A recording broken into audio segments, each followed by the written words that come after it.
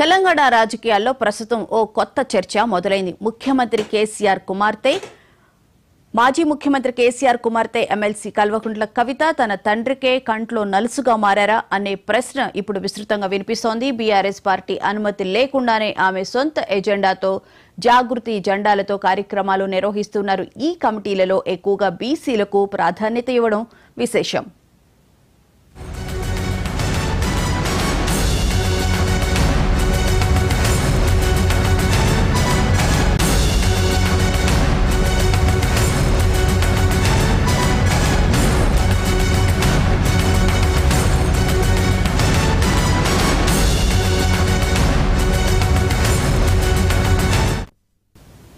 ఇటీవల అమెరికా వెళ్లే ముందు జాగృతి కమిటీలను ప్రకటించడంతో పాటు భౌగోళిక తెలంగాణ ఏర్పడింది కానీ సామాజిక తెలంగాణ రాలేదు వంటి వ్యాఖ్యలు చేయడం, తెలంగాణలో ప్రాంతాల మధ్య ఆర్థిక వ్యత్యాసంపై ప్రశ్నించడం చర్చకు దారితీసింది.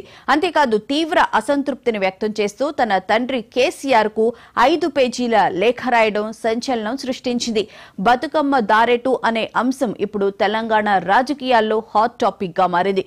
ఈ దూకుడు వెనుక కవిత ఆంతర్యం ఏమిటి? బీఆర్ఎస్ లో ఆమె పాత్ర మారనుందా? వేచి చూడాలి.